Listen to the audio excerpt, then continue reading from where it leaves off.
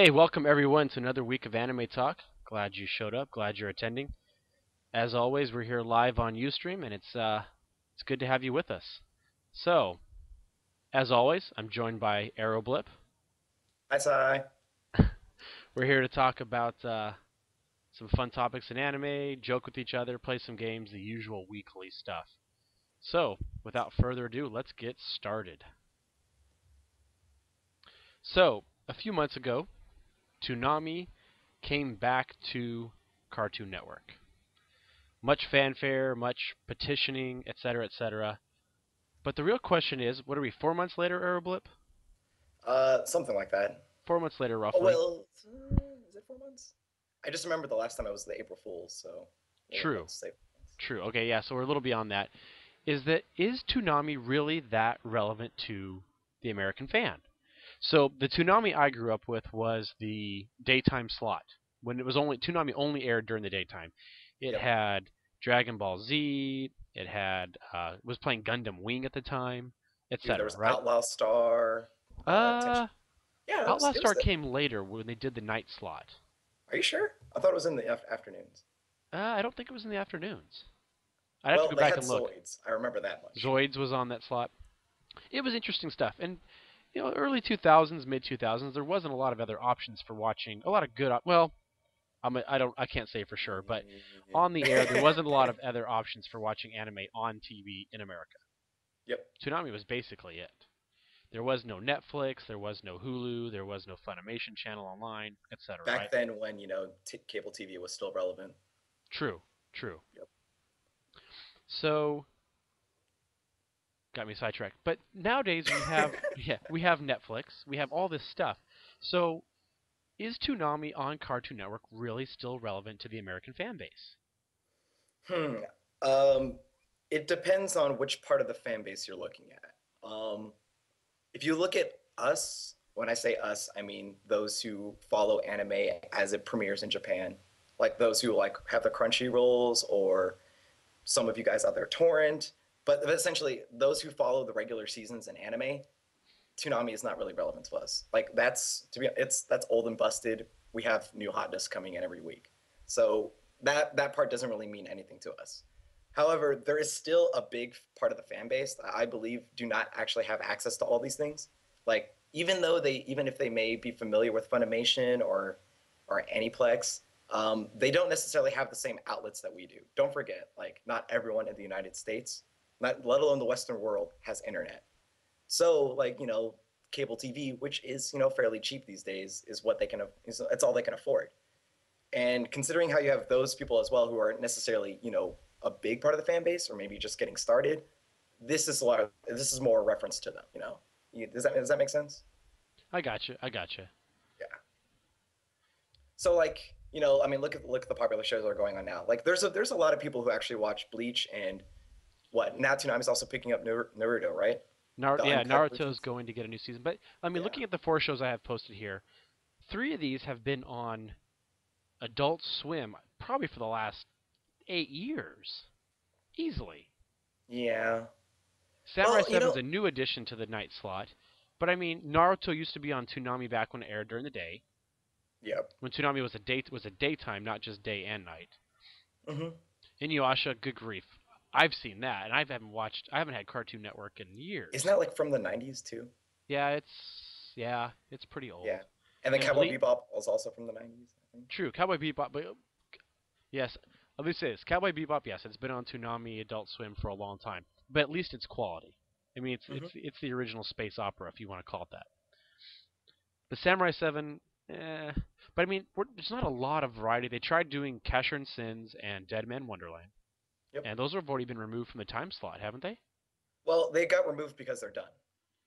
Yeah, but it was So, something different. At least it was fresh for that slot. yeah, that is true. And not, I I don't mean, know. and if American fans have typical mal taste, not everybody thinks it's dumb. That's true. So, okay, I guess the problem, like, sorry.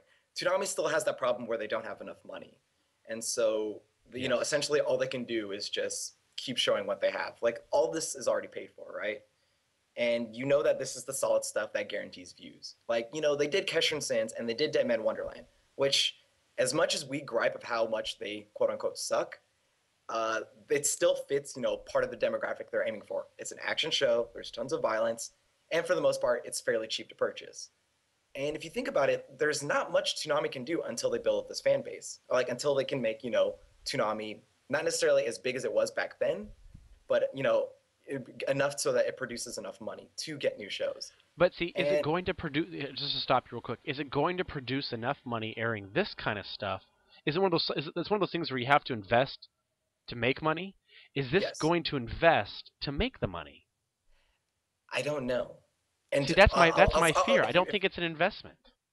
yeah, okay, I'll throw this out there. I'll say no. They're trying to scrape by. They're trying to do what they can because you've heard the rumors out there. You know that like panty and stocking has been really pushed on them a lot. The guy who did what's that one show? He does a lot of like Western cartoons that look like a lot of like anime. It's like that once like there's like one Cyborg High or something like that. I'm forgetting it.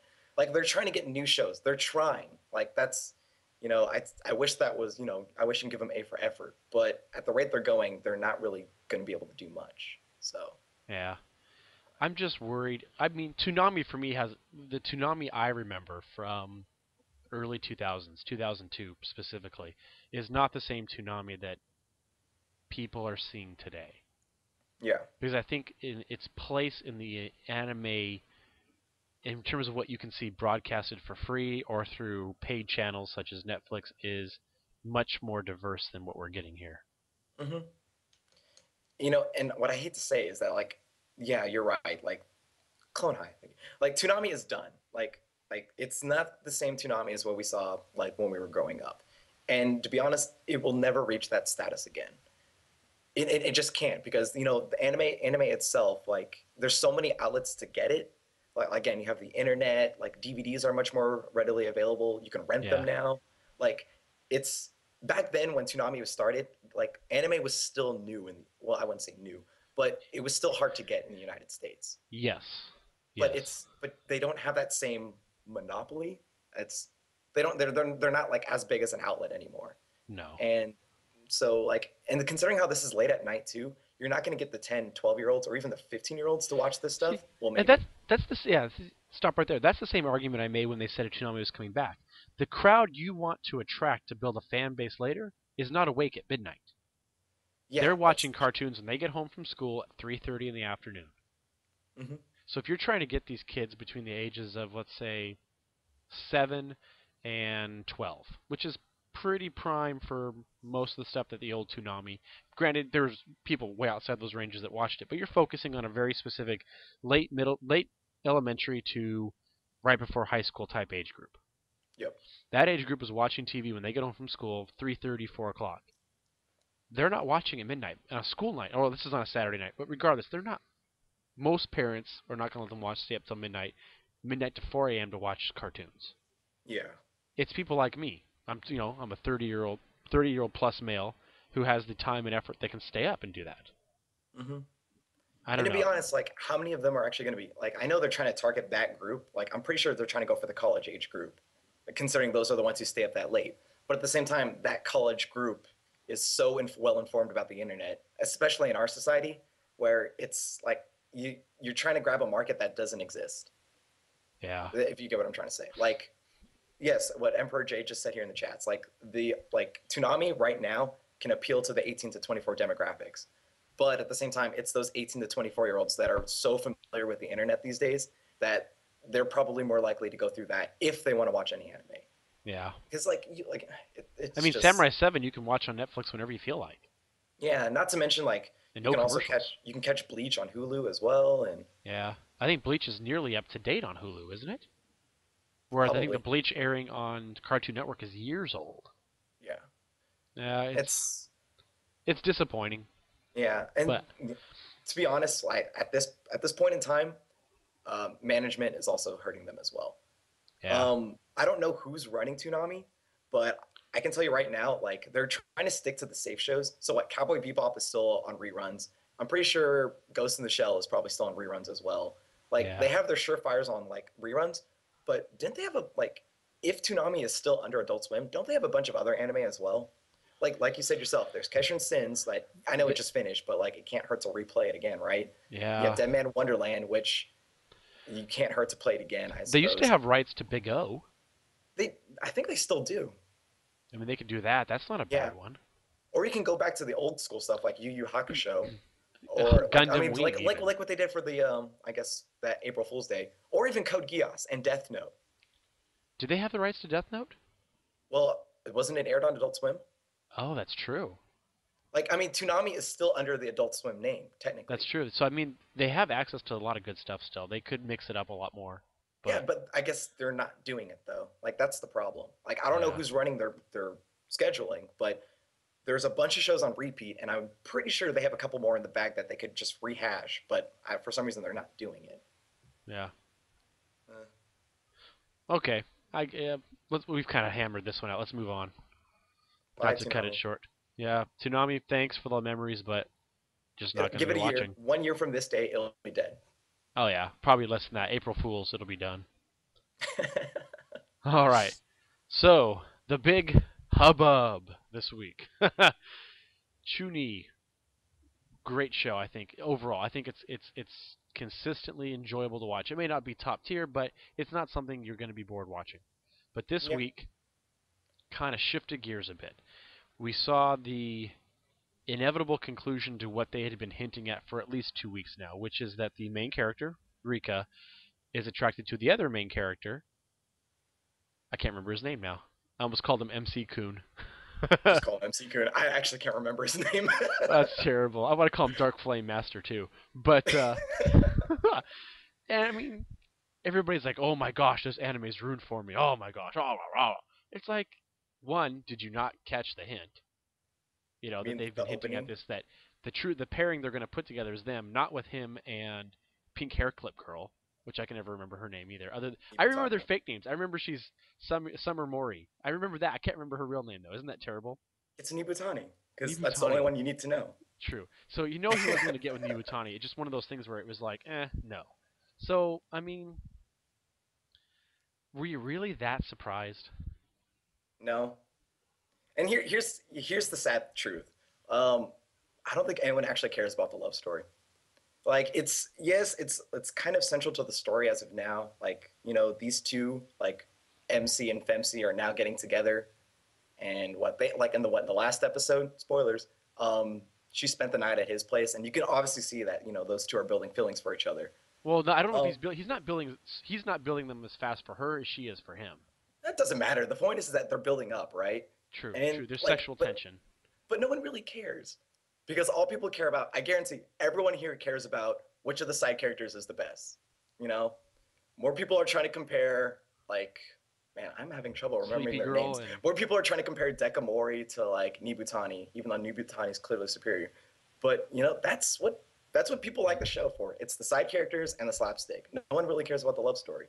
true. I think that's probably what's agitating people is that it's moving away from being a pure slapstick to actually having emotional feelings between characters. Well, it's kind of unusual too, considering how in the first 6 episodes it was just essentially, it was literally just slapstick 24/7, where MC is just yelling at Rika, or Rika does something silly like slide tackles him or whatever, and it was fun. But Yeah, then all of a sudden you get heavy drama, which true. I'm not gonna use the term forced because it was everyone knew it was coming, Yeah, it's only a but one course short. Everything is forced.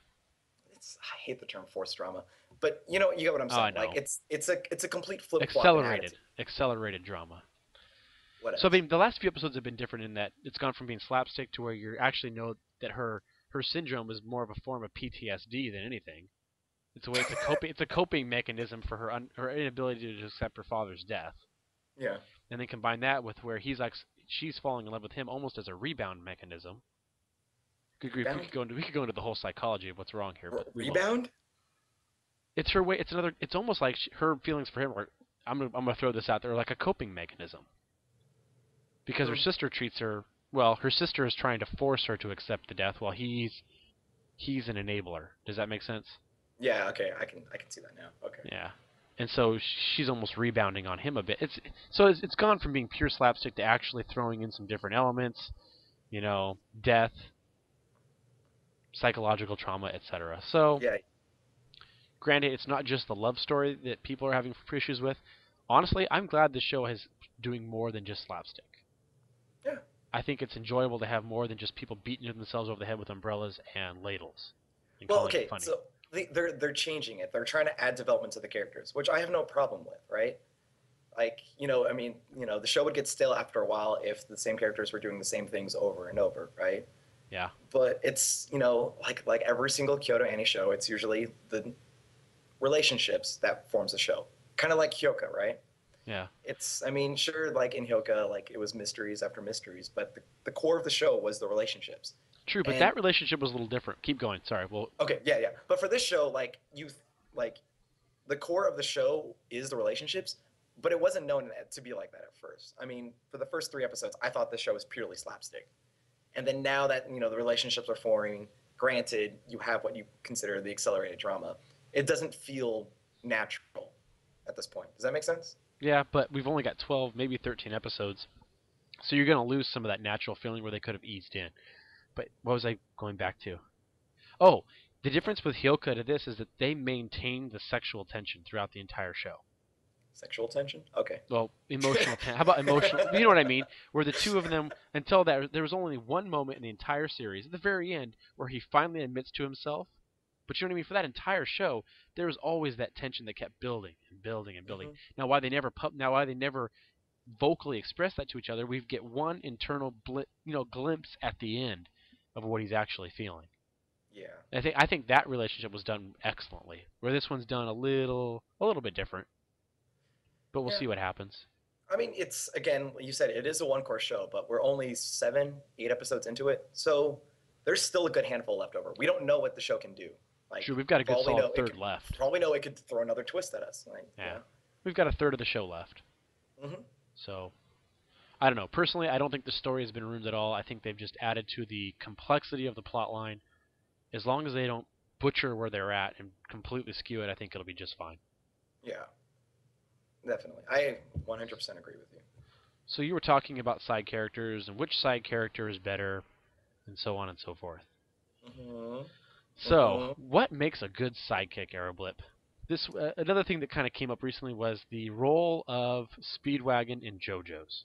Yes. So for those who aren't watching JoJo's Bizarre Adventure, you have the main protagonist JoJo who's trying to fight the vampire Dio. The guy on the right Um, there, as you see the picture the on guy, the the guy on the screen. right, yes. Now the guy on the left, literally spent the past 5 episodes commenting on what JoJo does.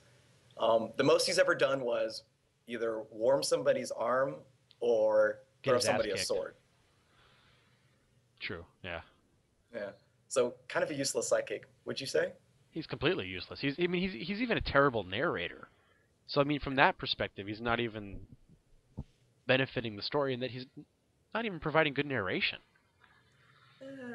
I mean, I don't. Okay, I don't. He doesn't really provide much for the story. Granted, he's kind of more like a Deus Ex, where it's just coincidentally, oh, Jojo, here's your sword to do your thing, or like, oh, I will save you, Zeppinelli from Yeah. the cold. Whatever. Like just the Deus Ex. Like and it doesn't. His presence doesn't hurt the show.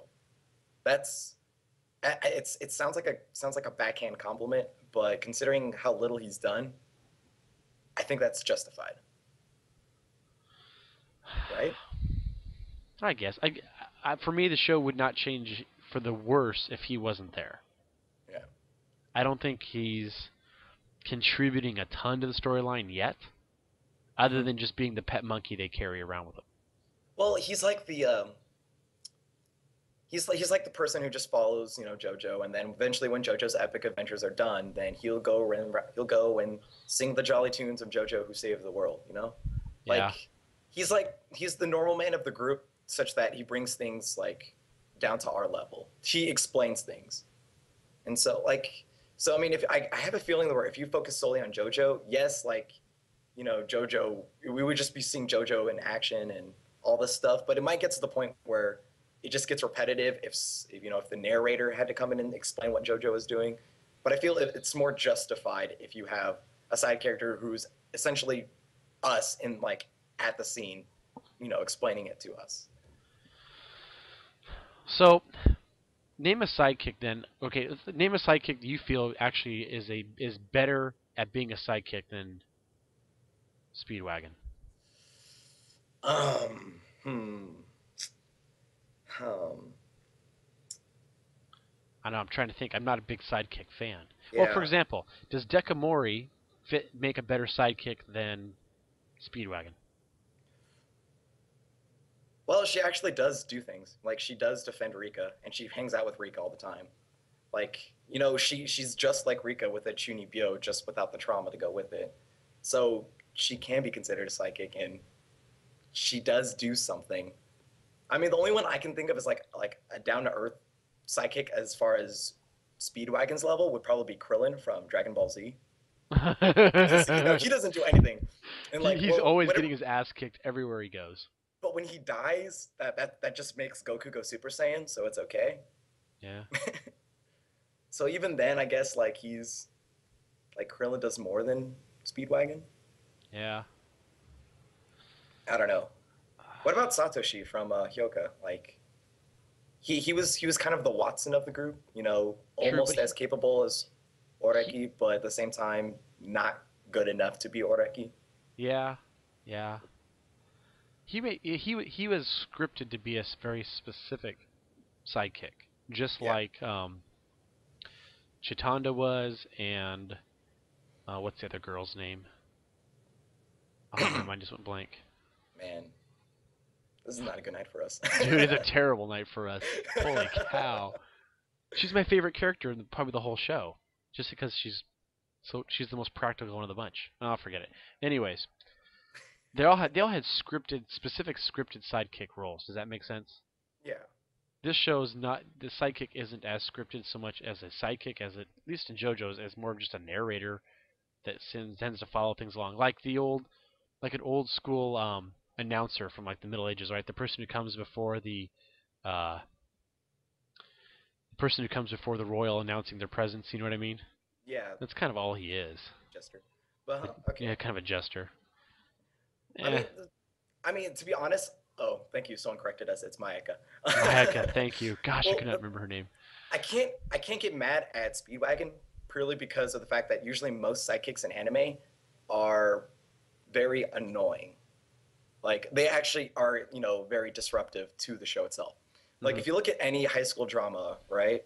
You have the main character and you have his best friend. The guy who's nagging, the guy who wants the girlfriend, the guy who's like who does the little things to help the main character do his shit. But Hmm. like at the same time, they're usually that annoying guy who's just there to help progress the plot, but they're still Yes. annoying. Do you get what I'm saying? They're Yep. annoying. Yes. Okay. Which is what he is. Wait, you think Speedwagon is annoying? I don't need his dialogue. I don't have to have his dialogue. I don't know. I find it humorous for him to be like, "Oh my God, JoJo's doing this! Oh my God!" It's like Like a bad it's like a ringside WWE announcer. announcer, Like it's like a I bad don't know. I wrestling have no announcer. problem Okay. with him as opposed to most characters. Okay. I don't know. He, So okay, he so is what he is. so what would you prefer him to do? Would you prefer him to just die and like not be in the show, or would you actually want him to like do something? I want Like him to how would pick you? up something and fight back, not just be like I said, the whipping boy, the pet monkey, whatever you want to call him, Yeah. the bad narrator. I mean, it's an action shonen show. Let's see some action. I mean, he tries to fight zombies. He tried. Yeah, I know. Whatever. Speedwagon, God rest your soul. So, Aeroblip, we have a new segment tonight. Yes, we do. Over under.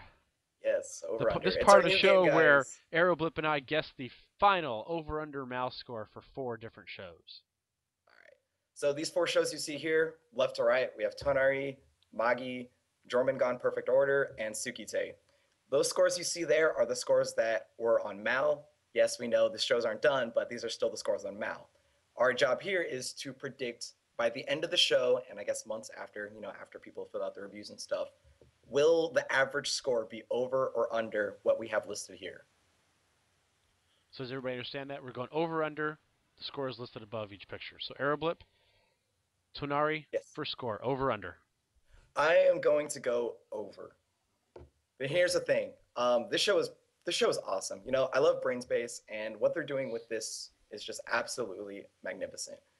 Um, For a shoujo romance, it's quite entertaining, and the plot is progressing faster than most. Like, some people may complain that it's going too slow, but I feel like there's enough development and enough, comedy going on, to make it really entertaining. And I'd say in the first few months after the show's ended, it'll be over 8, but then, it'll eventually fall to the wayside. I'd say years from now. But as of now, the hype, for the show, I'd say it's above an 8. All right, I believe I said under. We'll double check here. Yes, I listed it as under. I don't know. I think it's going to peter off once uh, the initial wow factor hits, and people are going to go, it really wasn't that good. So I think it's going to be less than an 8, but not by much. I think it'll be hovering right around that value. So I'm saying like a 7-9, Oh, probably. But I don't think it'll break the 8 mark. okay. That's just my impression. I don't think there's enough there. We don't know if there's going to be a second season either. Like, True, true. There's a whole but bunch of factors that play into that that'll completely skew everything we're talking about. okay. All right, Magi. Magi, I'm going to say under. This is a generic shonen show, and while they're usually popular when it's first aired, we haven't even hit 10 episodes in, and I'm kind of just bored what's going on with it. I'm hoping like this show can actually be good because it has a decent premise, like Arabian Nights. Come on, it's got a good premise, right? Yeah, But I think people are just going to get bored over time, and it's easily going to drop. I'd say even below 7. really? Hmm. That's really low for Mal to be a below a 7. That's like almost terror bad for Mal. Because everything in Mal is awesome. I think I said up. I think it's going to reach closer to 8 and stay right around 8. Really? I think it's just enjoyable to watch. I think it's going to improve as it goes. Not spectacularly, but I think it's going to be closer to 8 than closer to 7 3/4. I see. Yeah. Well, for the record, shonens usually do well on Mal, anyways. I believe Excel World is actually above 8 as well. Yeah, Yeah, yeah, and true. I if mean, you, Sword Art Online is above an 8. uh, Excel World. yeah, you got a good point there. I But mean, I don't know. At least those Mal shows. appeals to the generic mass, so I'm gonna say this is a show that'll appeal to the masses better. But I don't think it's. I hate to say it, but I don't think it's as entertaining as those shows were. Like, as much as you may bitch or complain about Sword Art Online or even about Excel World, which you gave 2 stars, I gave 3 stars. Check out the review. Yep. Um, sorry about the plug, but there's not really much going for this, right? It's like it's gonna peter off, and it's I don't think it's definitely not as popular as those 2 other shows that we explained. So that's All why I'm right. saying. Okay. All right. So, Jormungand. I say it's gonna go under. Really? Under eight and a Really, half. under 8.5. Like, okay, everyone loves Jormungand. Jormungand is it's actually its last episode was pretty good, and at the rate it's going, I can see it easily going to be over an 8. But I think 8.5 is a little too high for it. I'm assuming there's supposed to be some kind of conclusion for it, but I can't really tell right now because remember back when like when this season first started, we thought there was going to be a bigger story.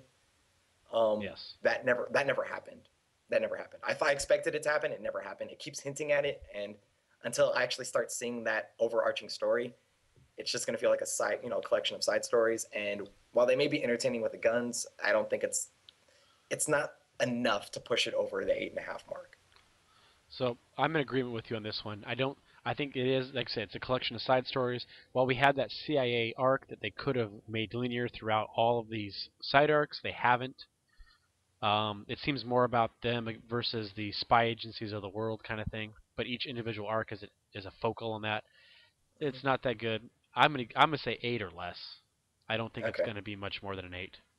I'd say about 8.05, so it's going to be right above the 8 mark. It's a great show. It's action, so everyone's going to love it, but it doesn't have that Zen. It doesn't have enough to make it 8.5. True, true. All right, Suki-tte. Uh, I'm gonna say over 7.5. Really? Okay, so Suki-tte, no one's really talking about the show this season, I can and tell you why. shut up. Okay, go on. And I actually think it's a decent show. Like, again, it does have that problem with being a shojo and the fact that it's just it's kind of repetitive and the development is slow. but it's done a decent job as of now. And I think that at the rate it's going, it could probably find a nice conclusion and just end the series on a good note, which it's done. It's done fairly well. Like I'm not saying it, I don't think it's great as Tonari because I said that one's going to be above 8.0. But yeah, I think this one might be able to pass 7.5. See, I gotta disagree with you. It's so bland, generic. It can't get much better than a 7.5. It's not even that. I mean, it's okay to watch, but it's not. It's bad even for shoujo. Is it really? Do you really think it's that bad? This Toonari has gimmicks. It's got a freaking chicken. It's got a male lead that's off his rock. You know what I mean? Yeah, yeah. Suki-tte, everybody's just blah. Like But no, there's no. It has Hanakana, and it has Skrillex. All right. But it's just blah. Like Hanakana aside, if the character she's voicing's not that great, I mean, it's not gonna make the show any better. Okay. I don't think it's gonna be any better than a 7.5. I just don't think it's going to have long lasting effect. Okay. Do you think it'll even pass 7? 7, yes. Seven and a Oh, half, no. okay then. I don't All think right. I don't think it's Mal Terabad in the sixes, but it's not great. So low sevens is about bad for Mal. Hmm. All right. I don't know. I just don't. I've read the manga. I'm watching the anime. They haven't done much improvement. It's Okay. just Well, gonna be there. just curious. Like, where is the anime as far as like the manga? Because I'm assuming the manga is still ongoing, right? Yes, it's a monthly, I believe. I'd have to go back Okay. and check. It's about from in scanlation wise, it's about 2/3 of the way through the scanlations, halfway Hmm. through the scanlations. Okay. So it's probably what 10 chapters in, 12 chapters in, something like that. And nothing. And based on what you know and all your spoilers, nothing big happens. Kind of nothing. We'll see. We'll see. Okay. If they blow something up, it might be better, but I don't know. I don't think it's going to be that good. I think less than 7.5. All right. All right, Aeroblip, it's time to wrap up our thoughts. Start closing things up. What are your final thoughts for the day? Final thoughts of the day. I watched Girls in Panzer today when I should have been working on my lab report. Um, Shame you on know, for you. it to, I know, but for it to be a slow episode, like almost like a transition episode, it's awesome. Yeah, it's still a good fun transition episode. The only thing that disappointed me is that there wasn't enough action, and they cut the action that could have been there short. But like I said, it's a one course show. We have to have accelerated drama. So Eh, okay, here's the thing the reason why I'm not mad is because the team they just went up against has Italian tanks, and no one gives a fuck about it. Italy, all well, right? Italy had shitty tanks. Let's Yeah, be honest. I mean, they yeah. So anything like, good they so got why from. would we waste our time, dealing with those tanks? The Shermans are famous, Yeah. The Russian T's are gonna come up soon, and that's gonna be, that I'm gonna have a ball with that one. Now, So are they like, gonna go against the Russian team, or is the next big battle against her former school? no, I think it's Russia. Russia next. I mean, obviously, the big boss that is, her big sister is gonna be the finale.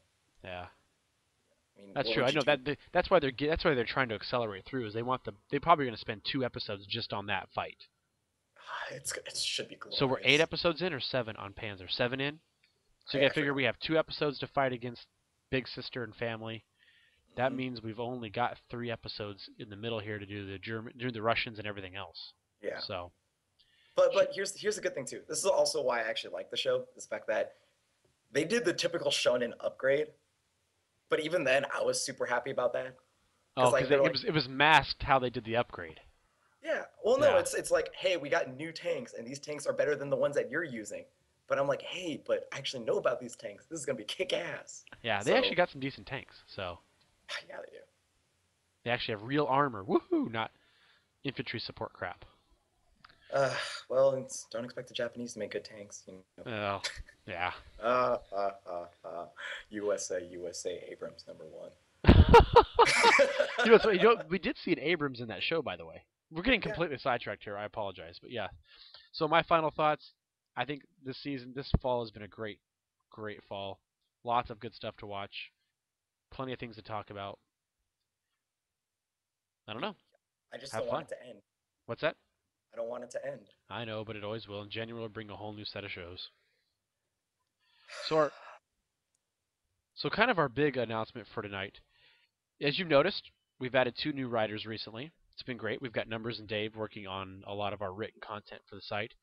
But we are looking for people to help fill in for the audio portion of things. We are looking for those people who want to express themselves not in writing, but with voice. Doing things like joining us on Anime Talk on a regular basis, or doing some of our podcast stuff. So, we want you, if you are interested in doing not written work, but vocal work for Anime Audio Log, in a minute here you'll see my email address. Go ahead and send me an email, and we'll talk about it and see what we can do. But we are looking for more people. We've got a lot of great ideas we've been tossing around. We just don't have enough people to do the podcast portion of the show, essentially, the audio portions of our show. So to help out Aeroblip and Yeah. I don't know. Send us I an mean, email. here's the thing. This is an anime audio log, right? Um, we have audio reviews, we have anime talk, there's on the clock, and then there's a bunch of side specials like what Joe did with Psychopaths, Yep. and we have a bunch of shows in the back that we're just trying to crank out, get ready, especially for the next year. Heck, we even So have a new live show, potential live show ideas here and there that we just can't fill the slots in. We need people who can do that.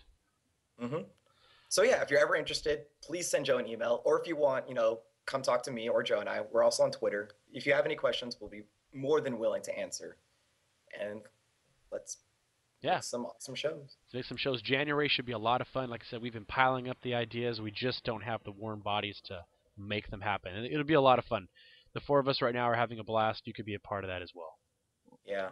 Also, I'm kind of tired of talking to Joe. Like, I am a he's boring individual. such a Debbie Downer. I And know like, I am. his kids are fun to talk Yeah, to. I know my daughter talks to Aeroblip more than I do, I think. She's only 3. Yeah, I could put her on. We could have a 3-year-old chat. She can But talk about anyways, icon too. you guys, thanks for watching. Like we said, you can find us at animeaudiolog.wordpress.com. We've got these shows. This week we released a new On the Clock with Akira and Kevo. Come check it out. It's fun as always. You can find On the Clock and Anime Talk on iTunes. There's 2 podcast feeds, one for each. Just got to search for them by name. They'll come up pretty quickly. And then, as always, we always put the live stream, record it, place it up on YouTube, although I think I'm a week behind because I have to fix some things from last week, but no big deal. Go check us out on YouTube. You can see a bunch of fun stuff there. You can see Anime Talk. You can see the Psychopaths video we made, etc., etc. Yep. And last but not least, if you have any questions for me, go ahead and send it to my email address there at the bottom of the screen. You can also make a comment on our About page at the website. You can send us a message on Twitter, DM, or mention, and we'll go from there. Anything else, Herblip, that I missed? No. Well, we have audio reviews coming out soon. More True. audio reviews. We'll be pumping out some more audio reviews in the next month. We'll do some fall season reviews come January and February. And we keep talking about Girls on Panzer, so obviously there's a review coming up in January. 5 stars! Woohoo! But, yeah. Anything else we got to close out with, or are we good? No, let's end the night. All right. Like the man said, good night. We'll see you next week. Laters!